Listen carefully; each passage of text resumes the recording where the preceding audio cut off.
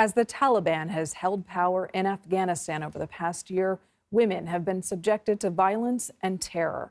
CBS News foreign correspondent Imtiaz Tyab spoke to one activist about the Taliban's attempts to silence her.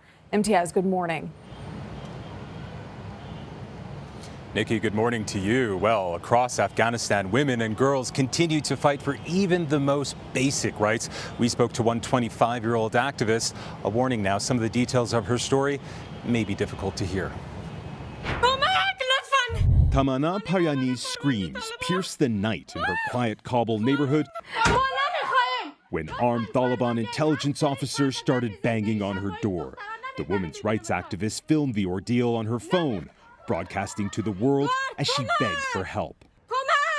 We met Paryani at a safe house as she tells us how she and her 3 sisters were arrested that January night. The only weapon I had was my camera.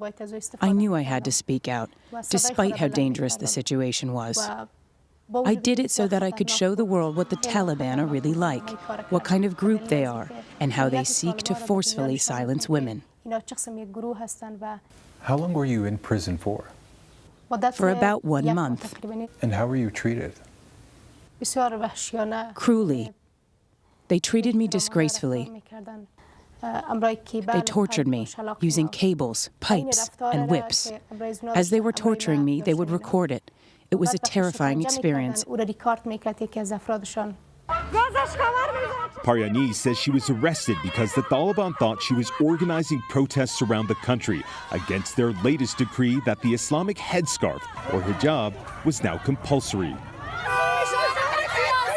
Stories like Paryani's aren't isolated. According to Amnesty International, the Taliban have, quote, decimated the rights of women and girls in Afghanistan through a campaign of harassment, arbitrary detentions, and torture.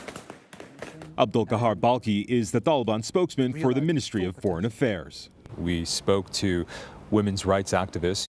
They talk about torture, waterboarding, and other forms of abuse. We absolutely reject it. We do not engage in torture, waterboarding, or other practices that the United States has or is engaged in across the world.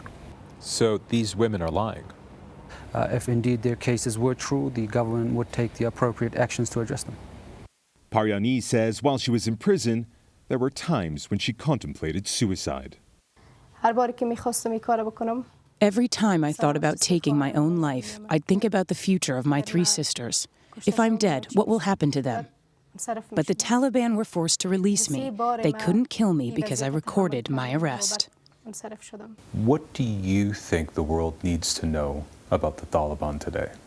That the Taliban have money and resources, that they have food and they have drink. But the people of Afghanistan, they are drowning in their own blood.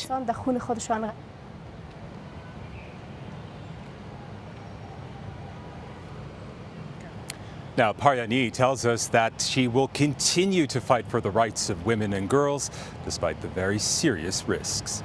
Nikki. Paryani's story is so powerful to hear, Imtiaz.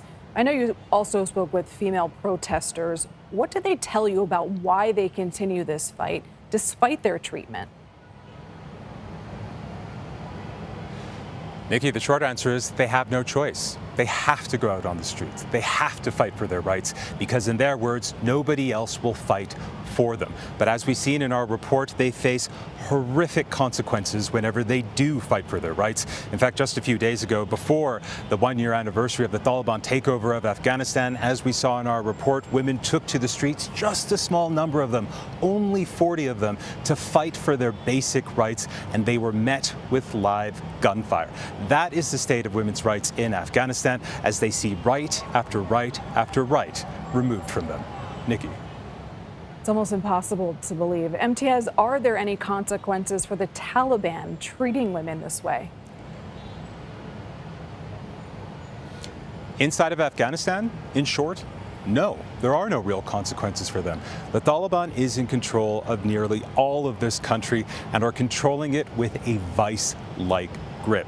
Now, international countries do have some influence over Afghanistan. We have to remember that the U.S. has frozen billions of dollars of assets that belong to Afghanistan. Governments around the world have also frozen huge sums of aid, which made up an enormous amount of this economy. But the reality is that has triggered a huge humanitarian crisis in which Afghanistan has seen the kind of hunger here that it really, frankly, hasn't seen before. Some estimates that around 90% of Afghans don't have enough food to eat. And still, when it comes to the U.S., when it comes to governments around the world, and when it comes to international organizations like the UN, they consistently say to the Taliban that one of the key issues that will take for them to engage with this government, to engage with the Taliban, is the issue of women's rights and the rights of girls. Nikki.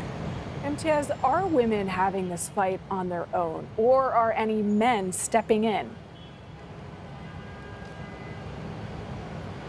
Well, the very small protests that we've not seen men joining them. That's not to say that women here in Afghanistan don't have the support of men. You talk to many men whose daughters are no longer going to school, girls from the age of 12, largely left out of the classroom, largely left out of formal education, I should say. Many fathers are deeply upset about this and deeply concerned. And when it comes to the rights of women, frankly, women were bread earners, especially in big cities like Kabul. They would go to work, they had careers, they were a part of society here. But the reality is as we keep saying, the Taliban rules this country with an iron fist. And so men are also subject to the kind of abuses that we've seen women face as well. The Taliban really doesn't discriminate when it goes after people that they see as challenging their point of view, they see as challenging their policies, and they see as challenging them. Nikki. Imtiaz, your reporting always so critical. Thank you.